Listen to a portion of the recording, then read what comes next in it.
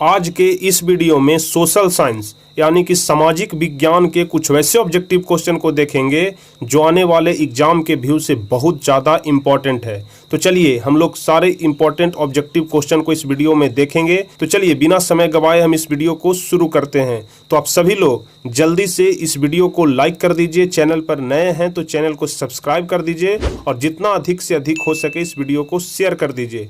तो चलिए वीडियो को शुरू करते हैं। तो सबसे पहला नंबर क्वेश्चन कह रहा है कि यंग यूरोप की स्थापना किसने की थी। क्वेश्चन को आप लोग ध्यान से पढ़िएगा, उसके बाद ही आंसर देने की कोशिश करिएगा। पहला नंबर क्वेश्चन है कि यंग यूरोप की स्थापना किसने की थी। ऑप्शन ए है काबूर ने, बी है मेजनी ने, सी है बिस्मार्क ने और डी है गैरीबाल्डी ने। तो पहला का सही आंसर बी हो जाएगा, यंग यूरोप की स्थापना मेजनी ने की थी। तो पहला का बी नंबर ऑप्शन सही हो जाएगा। दूसरा नंबर क्वेश्चन हम लोग देखेंगे, 1917 की पहली रूसी क्रांति को किस नाम से जाना जाता है। 1917 की पहली रूसी क्रांति को किस नाम से जाना जाता है। ऑप्शन ए है फरवरी की क्रांति, ऑप्शन बी है मार्च की क्रांति, सी है अक्टूबर की क्रांति और डी है नवंबर की क्रांति। तो आप सभी लोगों को पता होगा, हम आपको बताए हैं कि 1917 की जो पहली क्रांति है उसे हम लोग फरवरी की क्रांति के नाम से जानते हैं। तो दूसरा का ए नंबर ऑप्शन सही हो जाएगा कि 1917 की रूसी क्रांति को फरवरी की क्रांति के नाम से जाना जाता है। अब चलिए अगला नंबर क्वेश्चन देखेंगे, अंकोर वाट का मंदिर किस देश में बनाया गया। अंकोर वाट के मंदिर के बारे में आप सभी लोग जानते होंगे, या फिर जिनको नहीं पता है वे जानेंगे कि अंकोर वाट का मंदिर किस देश में है या फिर किस देश में बनाया गया। तो तीसरा का सही आंसर हो जाएगा ए, कंबोडिया में। अंकोर वाट का मंदिर कहाँ में है, तो कंबोडिया में है। तो तीसरा का ए नंबर ऑप्शन सही हो जाएगा। अब चौथा नंबर क्वेश्चन की तरफ हम लोग बढ़ेंगे, हिंद स्वराज पुस्तक किनके द्वारा लिखी गई। हिंद स्वराज पुस्तक किनके द्वारा लिखी गई। आपको हम इतिहास वाले चैप्टर में यह बता चुके हैं कि हिंद स्वराज पुस्तक किनके द्वारा लिखी गई। तो चौथा का डी नंबर ऑप्शन सही हो जाएगा, मोहनदास करमचंद गांधी के द्वारा हिंद स्वराज नामक पुस्तक लिखी गई थी। तो चौथा का डी नंबर ऑप्शन सही हो जाएगा, मोहनदास करमचंद गांधी मतलब महात्मा गांधी के द्वारा। अब चलिए पांचवा नंबर क्वेश्चन देखेंगे, बंबई में पहला कपड़ा मिल कब खुला। बंबई में पहला कपड़ा मिल कब खुला था। ऑप्शन ए है 1845 ईस्वी, बी है 1850 ईस्वी, सी है 1852 ईस्वी या फिर डी है 1853 ईस्वी। तो बताइए बंबई में पहला कपड़ा मिल कब खुला। तो पांचवा का डी नंबर ऑप्शन सही हो जाएगा, 1853 ईस्वी में बंबई में पहला कपड़ा मिल खुला था। तो पांचवा का डी आंसर सही हो जाएगा, 1853 ईस्वी। अब चलिए छठा नंबर क्वेश्चन कह रहा है कि शहर को आधुनिक व्यक्ति का किस प्रकार का क्षेत्र माना जाता है। शहर को आधुनिक व्यक्ति का किस प्रकार का क्षेत्र माना जाता है। ऑप्शन ए है सीमित क्षेत्र, बी है प्रभाव क्षेत्र, सी है विस्तृत क्षेत्र और डी है ये सभी। तो छठा का बी नंबर ऑप्शन सही हो जाएगा, प्रभाव क्षेत्र। शहर को आधुनिक व्यक्ति का प्रभाव क्षेत्र माना जाता है। तो छठा का बी नंबर ऑप्शन सही हो जाएगा। अब चलेंगे हम लोग सातवां नंबर क्वेश्चन की तरफ, और सातवें नंबर क्वेश्चन से पहले हम आपको बता दें कि आप जितने सारे भी ऑब्जेक्टिव क्वेश्चन हम आपको कराते हैं सभी ऑब्जेक्टिव क्वेश्चन को आप याद कर लीजिएगा, ताकि इस बार के एग्जाम में ऑब्जेक्टिव क्वेश्चन ही महत्वपूर्ण होने वाला है। यदि आपकी ऑब्जेक्टिव क्वेश्चन पर पकड़ अच्छी रहेगी तो आप एग्जाम में अच्छे मार्क्स ला पाएंगे। अगर अपना स्कोर ऊपर ले जाना है तो आपको ऑब्जेक्टिव क्वेश्चन पर पकड़ बनाना पड़ेगा, क्योंकि ऑब्जेक्टिव और सब्जेक्टिव दोनों 50-50 रहता है, लेकिन इस बार संभावना है कि ऑब्जेक्टिव क्वेश्चन बढ़ाया जाए। अब चलिए आठवें नंबर क्वेश्चन की तरफ हम लोग चलेंगे, बर्नाक्यूलर प्रेस एक्ट किस गवर्नर जनरल के समय पारित किया गया। ध्यान रखिएगा, बर्नाक्यूलर प्रेस एक्ट वह कौन सा गवर्नर जनरल था जिसके समय में पारित किया गया। ऑप्शन ए है वारेन हेस्टिंग्स, बी है लॉर्ड डलहौजी, सी है लॉर्ड लीटन और डी है लॉर्ड रिपन। तो आठवां का सही आंसर सी हो जाएगा कि बर्नाक्यूलर प्रेस एक्ट लॉर्ड लीटन के समय में पारित किया गया था। तो 8 का सी नंबर ऑप्शन सही हो जाएगा। अब चलिए 9वां नंबर क्वेश्चन हम लोग देखेंगे, भारत में 2001 में कितने प्रतिशत भौगोलिक क्षेत्र में वन का विस्तार था। भारत में 2001 में कितने प्रतिशत भौगोलिक क्षेत्र में वन का विस्तार था। तो 9वां का ए ऑप्शन है 25, बी है 19.27, सी है 20 और डी है 20.60। तो बताइए 9वां का सही आंसर कौन सा होगा कि भारत में 2001 में कितने प्रतिशत भौगोलिक क्षेत्र में वन का विस्तार था।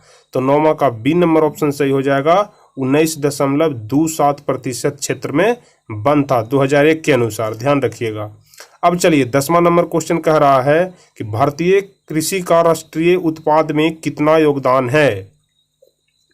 भारतीय कृषि का राष्ट्रीय उत्पाद में कितना योगदान है। 10% है कि 22% है कि 35% है कि 41% है। तो आप सभी लोग ध्यान रखिएगा कि भारतीय कृषि का राष्ट्रीय उत्पाद में 22% योगदान है। 10 का बी नंबर ऑप्शन सही हो जाएगा। 22% योगदान है भारतीय कृषि का कुल राष्ट्रीय उत्पाद में। अब चलिए 11 नंबर क्वेश्चन हम लोग देखेंगे। प्रति व्यक्ति प्रति वर्ष जल उपलब्धता की दृष्टि से भारत का विश्व में कौन सा स्थान है। प्रति व्यक्ति प्रति वर्ष जल उपलब्धता की दृष्टि से भारत का विश्व में कौन सा स्थान है। ऑप्शन ए है 182वां, बी है 157, सी है 101 या फिर डी है 133। तो 11 का सही आंसर हो जाएगा 133। प्रति व्यक्ति प्रति वर्ष जल उपलब्धता की दृष्टि से भारत का विश्व में 133वां स्थान है। तो 11 का डी नंबर ऑप्शन सही हो जाएगा। अब चलिए 12 नंबर क्वेश्चन देखेंगे। बांधवगढ़ राष्ट्रीय उद्यान किस राज्य में है। इंपॉर्टेंट क्वेश्चन है कि बांधवगढ़ राष्ट्रीय उद्यान किस राज्य में है।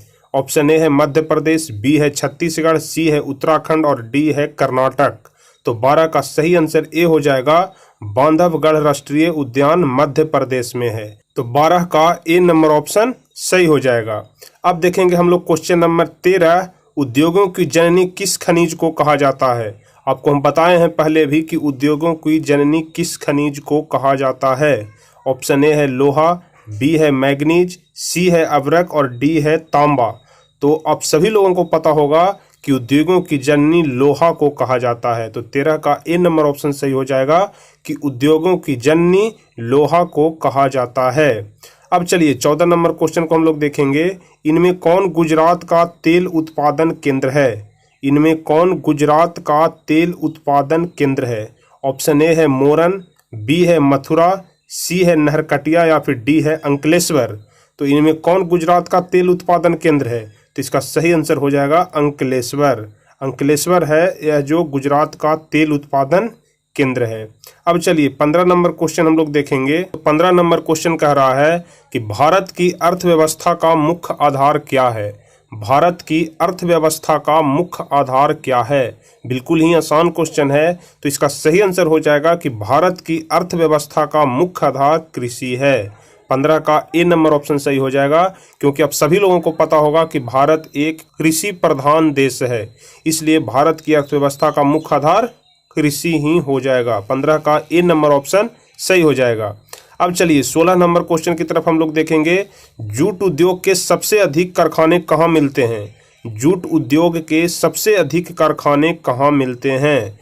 ए नंबर ऑप्शन है ब्रह्मपुत्र तट पर, बी है कोसी तट पर, सी है हुगली तट पर या फिर डी है महानदी तट पर। तो 16 का सही आंसर हो जाएगा हुगली तट पर। जूट उद्योग के सबसे अधिक कारखाने जो हैं वह हुगली तट पर मिलते हैं। तो 16 का सी नंबर ऑप्शन सही हो जाएगा। अब चलिए 17 नंबर क्वेश्चन को हम लोग देखेंगे।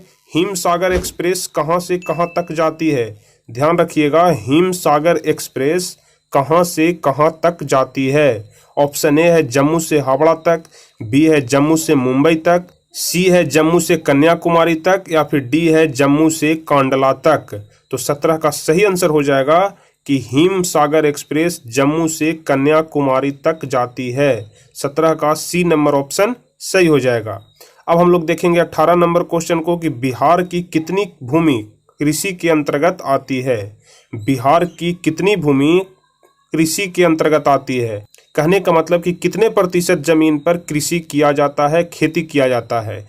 तो ऑप्शन ए है आधी भूमि पर, बी है 3/4 पर, सी है 1/4 या फिर डी है 100%। तो 18 का सही आंसर हो जाएगा 3/4 भूमि पर। बिहार की कुल भूमि के 3/4 भूमि पर खेती किया जाता है बिहार में, ध्यान रखिएगा। 19वां नंबर क्वेश्चन हम लोग देखेंगे। महात्मा गांधी ने किस पत्र का संपादन किया? तो हम लोग इस क्वेश्चन को ऊपर में भी देख चुके हैं कि महात्मा गांधी ने किस पत्र का संपादन किया। तो 19 का सही आंसर हो जाएगा यंग इंडिया का। यंग इंडिया नामक पुस्तक की रचना कौन किए थे? तो महात्मा गांधी। तो 19 का बी नंबर ऑप्शन सही हो जाएगा कि महात्मा गांधी ने यंग इंडिया नामक पत्र का संपादन किया। अब चलिए 20 नंबर क्वेश्चन है कि भारत में कहाँ औरतों के लिए आरक्षण की व्यवस्था है? भारत में कहाँ औरतों के लिए आरक्षण की व्यवस्था है? ए नंबर ऑप्शन है लोकसभा, बी है विधानसभा, सी है मंत्रिमंडल या फिर डी है पंचायती राज्य संस्थाएं। तो 20वां का सही आंसर कौन सा हो जाएगा? तो 20 का सही आंसर होगा पंचायती राज्य संस्थाएं। भारत में औरतों के लिए सिर्फ पंचायती राज्य संस्थाएं में ही आरक्षण की व्यवस्था है। तो 20 का डी नंबर ऑप्शन सही हो जाएगा। चलिए 21 नंबर क्वेश्चन की तरफ हम लोग चलेंगे। निम्नलिखित राजनीतिक दल का एक प्रमुख हिस्सा कौन नहीं है? निम्नलिखित ऑप्शन में से कौन है जो राजनीतिक दल का एक प्रमुख हिस्सा नहीं है? ऑप्शन ए है नेता, बी है सक्रिय सदस्य, सी है अनुयायी और डी है चुनाव आयोग। तो आप सभी लोगों को पता होगा कि चुनाव आयोग खुद चुनाव करवाता है, इसलिए यह राजनीतिक दल का हिस्सा नहीं हो सकता है। इसलिए 21 का डी नंबर ऑप्शन सही हो जाएगा कि चुनाव आयोग राजनीतिक दल का एक प्रमुख हिस्सा नहीं हो सकता है। अब चलिए 22 नंबर क्वेश्चन को हम लोग देखेंगे। भारतीय संविधान में अधिकारों की सूचियां कितनी है?